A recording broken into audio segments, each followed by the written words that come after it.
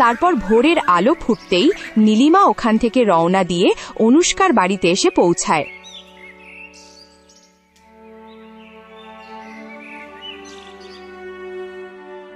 আরে তুমি কে? তোমাকে তো আমি আগে কখনোই দেখিনি।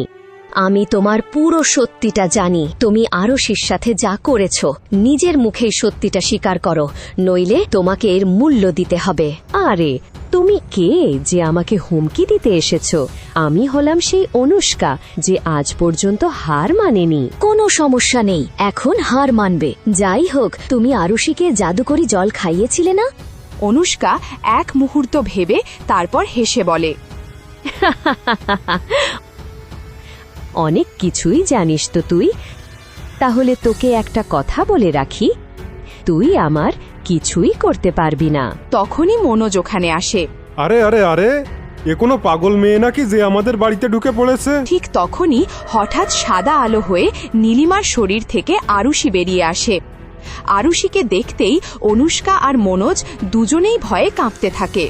তোমরা সবাই আমার সাথে যা করেছো, এখন আমি তোমাদেরকে আমার সাথে নিয়ে যাব আর তোমাদের শাস্তি দেব। এ কি?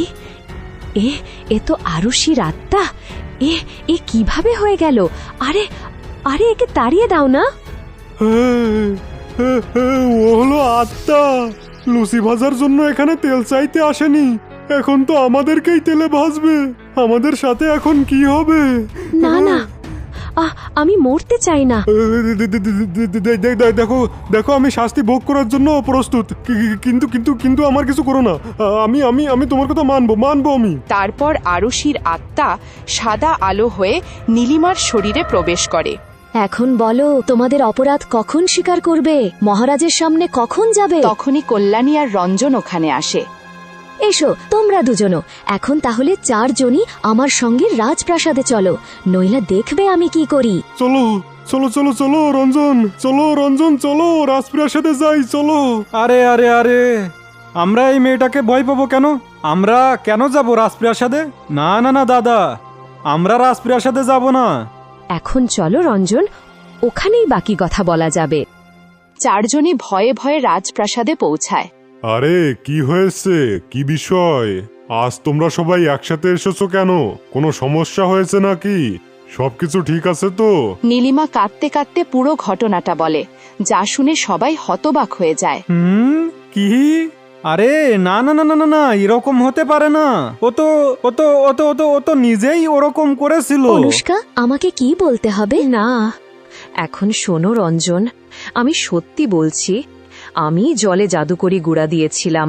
আরুষি না জেনেই সেই জল পান করেছিল। আসলে আমি ওকে সবসময় হেনস্থা করতাম। আমি সবসময় তোমাকে মিষ্টি মিষ্টি কথায় ফাঁসিয়ে আরুষিকে আমাদের বাড়ি থেকে তাড়াতে চেয়েছিলাম। এমন ছিল না যে ও তোমাকে পছন্দ করত না। ও তো আসলে তোমাকে অনেক ভালোবাসত। একজন স্ত্রীর কর্তব্য মন প্রাণ দিয়ে পালন করত। আমাকে ক্ষমা করে দাও, আমি অনেক বড় ভুল করে ফেলেছি। আমার আগেই মনে হয়েছিল তোমরাই আমার ছোট বৌমার সাথে কিছু একটা করেছ, আর দেখো আজ ওর অবস্থার জন্য তোমরাই দায়ী। এত বড় ষড়যন্ত্র করেছো তোমরা সবাই মিলে একজন নিরীহের সাথে। এই সব কিছু শুনেই তো আমার লজ্জা লাগছে। তোমাদের লজ্জা হওয়া উচিত। সব মেয়েরাই নিজেদের ঘর ছেড়ে শ্বশুরবাড়িতে আসে, শ্বশুরবাড়িকে নিজের ঘর মনে করে, আর তোমরা তার সাথে এরকম ব্যবহার করো। তোমাদের সবারই লজ্জা হওয়া উচিত। তোমরা সবাই আরুষির সাথে অনেক অন্যায় করেছো। ক্ষমা করে দিন মহারাজ, আমরা সবাই ভুল করে ফেলেছি। আমাদের এরকম করা একদমই উচিত হয়নি। মনোজ আর অনুষ্কা, তোমাদের দুজনকে আজীবন কারাগারে থাকার শাস্তি দেওয়া হলো।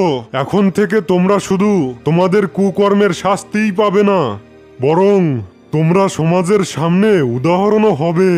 রাজা রঞ্জনের দিকে তাকালেন। ও এমনভাবে দাঁড়িয়েছিল যেন ওর কাছে এখন হারানোর মতো আর কিছুই নেই। আর রঞ্জন, স্বামী স্ত্রীর পবিত্র সম্পর্ক হয়। তোমাকে তোমার স্ত্রীর প্রতি খেয়াল দেওয়া উচিত ছিল, ওর কষ্ট বোঝা উচিত ছিল, কিন্তু তুমি শুধু তোমার বৌদির কথা শুনেই চলেছো আর নিজের স্ত্রীকে ছেড়ে দিয়েছো। এই জন্য তোমাকে এখন কারাগারে বন্দী করা হলো।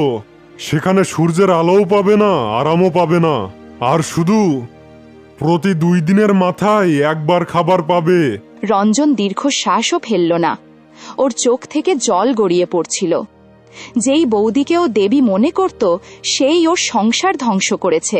রাজা কল্যাণীকে বললেন, আর কল্যাণী, তুমি কি মা? তোমাকে তোমার সন্তানদের আর পরিবারের দুঃখ বোঝা উচিত ছিল, কিন্তু তুমি নিজের সামনেই অন্যায় হতে দেখেছো আর চুপ থেকেছো। সেজন্য তোমাকে 10 বছরের শাস্তি দেওয়া হচ্ছে। আর এই খবরটা সব শাশুড়িদের জন্যই হবে। যে ছেলে অথবা বৌমার সাথে অন্যায় হলে তাহলে প্রতিবাদ করতেই হবে। মহারাজ, আমি সানন্দেই শাস্তি গ্রহণ করছি। আমি এই অপরাধ করেছি আর আমি এখন এর জন্য সম্পূর্ণরূপে দায়ী। হ্যাঁ, আমার রাজ্যে এত বড় অন্যায় হয়ে গেল আর আমি জানতেও পারলাম না। এটা আসলে আমারই ভুলের ফল। কিন্তু আজ থেকে আমি এত কঠিন আইন আর নিয়ম কানুন বানাবো যাতে কেউ তার বৌমার সাথে কোনো অন্যায় করার আগে 100 বার ভাববে।